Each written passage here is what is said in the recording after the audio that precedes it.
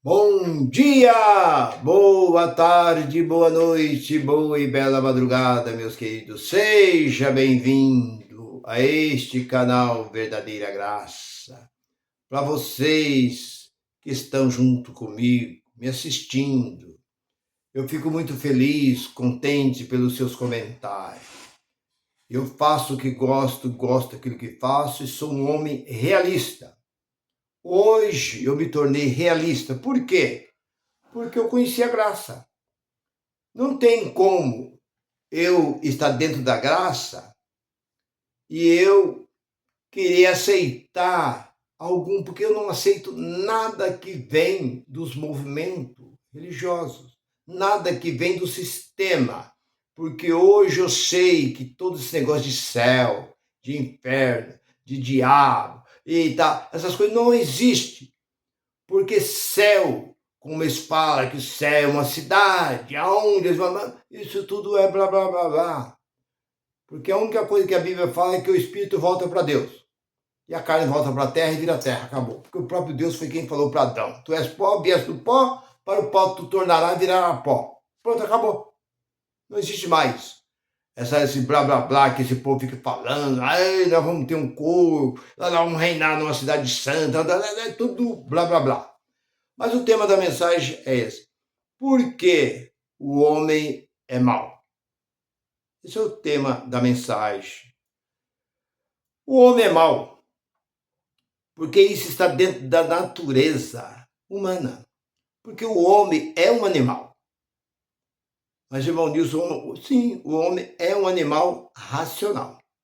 Não sou eu que estou dizendo isso.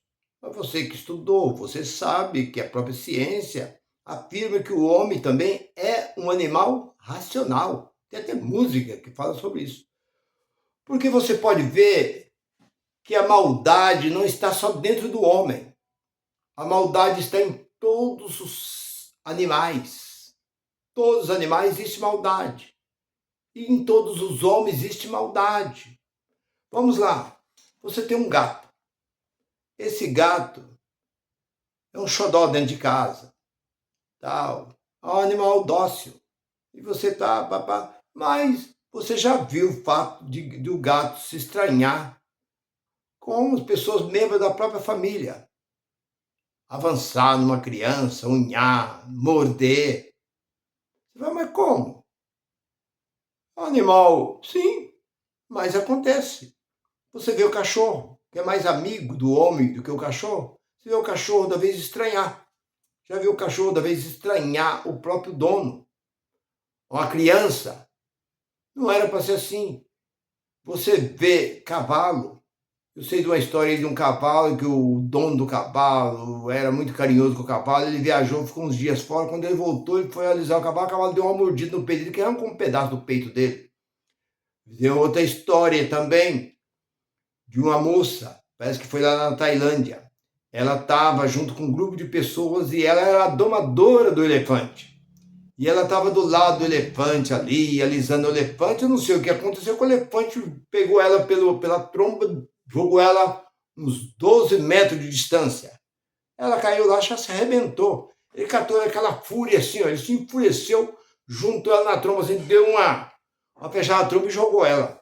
Ela caiu, tentaram, mas não teve jeito. E aí eu pergunto, o elefante era um animal que estava ali todos os dias ali, junto aí, coisa ali. Então, se os próprios animais, passarinho, papagaio, a gente já viu tantas essas coisas. Agora, voltando para o homem. O que o homem é diferente? Aonde está a bondade do homem? Não existe homem bom. Todos os homens são maus. Não é alguns, não. Todos os homens são maus. Porque a maldade está dentro do homem, está na carne. Porque você não encontra dentro da Bíblia dizendo que o homem é bom.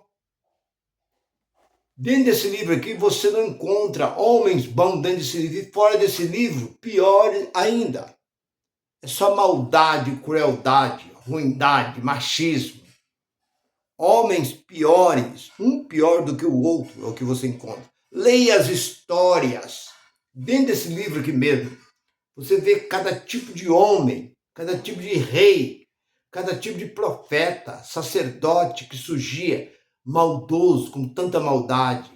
Aí você fala, mas irmão Nilson, eu nunca pensei, nunca vi, nunca ouvi, nunca li sobre isso. Olha a passagem de Eliseu. Quem era Eliseu? Não era chamado o homem de Deus?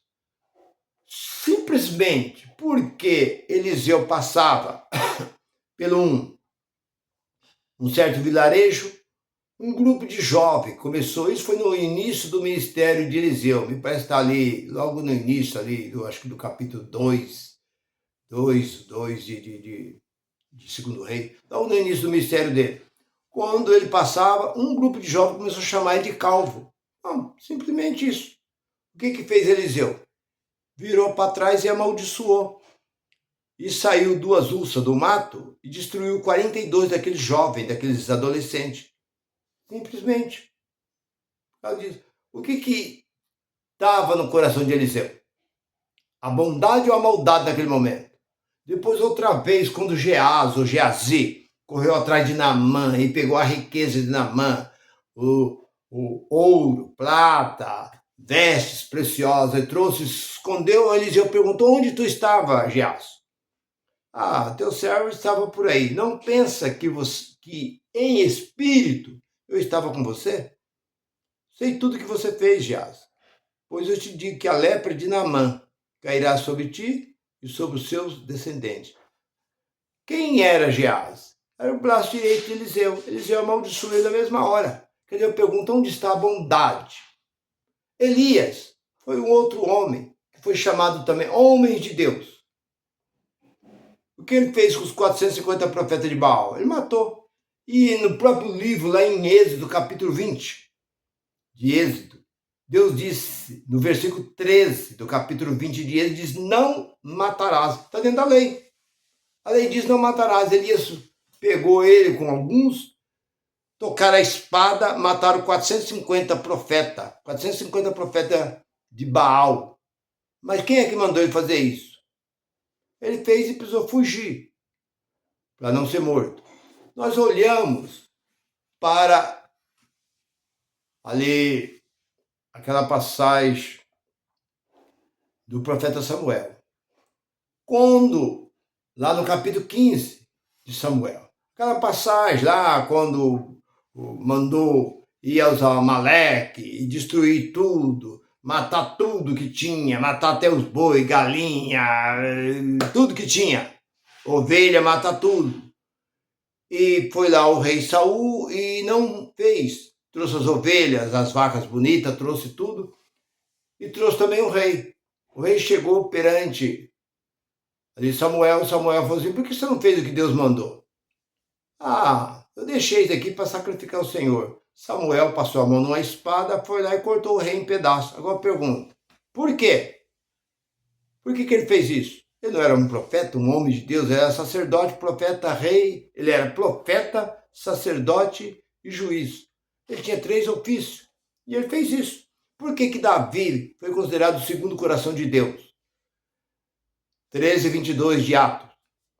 Achei Davi, filho de Jessé, varão conforme o meu coração. E o que era Davi? Davi matava sem piedade, tocava a espada, matava, adulterava, mandou matar o marido de Betseba, levou Betseba, ele era, enfim, Salomão, onde está a bondade de Salomão? Pegava as mulheres, chegou a ter dentro do seu palácio ali, como prisioneiro ali, 1000 mulheres dentro do seu palácio, onde está a bondade? Então você olha para a Bíblia, se eu for falar, o homem Moisés, quando eles trouxeram um grupo, Josué foi lá, matou os homens de uma certa cidade e trouxe 30 mulheres, com as crianças. E falou, o que vamos fazer com essas mulheres? Moisés falou, toca a espada e mata todas. Então você vê, aí eu pergunto, onde está a bondade? Cadê a bondade desse povo? E o próprio Deus foi quem disse, no capítulo 6, você olha para Adão, vamos lá para Adão. Que bondade tinha Adão? Adão era mau. Quem foi que tramou tudo aquilo? Não foi Adão? Quando Deus disse para Adão que não fizesse, ele fez. Depois ele jogou em cima da mulher. A mulher jogou em cima dele de volta. Porque quando a Bíblia diz a serpente Adão tinha uma natureza de cobra, de víbora, é o que Adão tinha. O filho de Adão, Caim, vocês sabem, por que ele tirou a vida do seu irmão? Maldade, ruindade, porque o homem é mau, a maldade está dentro do homem. Você olha para capítulo 6 de Gênesis, e viu o Senhor Deus que a maldade do homem era mal continuadamente. Está ali no versículo, logo no começo, acho que o versículo 5, 6 do capítulo 6. Continuadamente. Se fosse uma coisa que o homem fosse bom, paz um com o outro, não tivesse, mas o homem era cheio de maldade, cheio de malícia, cheia de traição, machismo. Uma moça era morta, matava, se casasse com uma moça, por qualquer coisinha ele matava o seu escravo. E era por isso mesmo, e ficava por isso mesmo, porque a maldade do homem, disse Deus, é mal continuadamente, e me arrependo de ter feito o homem sobre a face da terra. Agora, se dentro da Bíblia nós não vemos bondade naqueles homens, Moisés, a Bíblia diz que Moisés era o homem mais manso. Capítulo 12, versículo 3 de Número, era o homem mais manso que existia na face da terra. Mas se ele era o homem mais manso que existia na face da terra, por que Moisés fez certas crueldades? Mandava matar. Moisés não tinha piedade. Então, meu irmão, se você começa a olhar para a Bíblia, você começa a ver tanta maldade nesses homens que eram chamados homens de Deus, mas com o coração cheio de maldade. Você vem aqui para o Novo Testamento, você não encontra em Jesus. Você olha Jesus de Nazaré. Ele foi o único. Porque quando alguém diz lá, parece no capítulo 18, versículo 18 de Lucas, diz bom mestre, diz não. Por que me chama de bom? Só existe um. Então ele só apontou Deus como o único bom. Não apontou mais ninguém como bom, porque o único bom seria Deus. Não tem negócio de profeta, porque o profeta...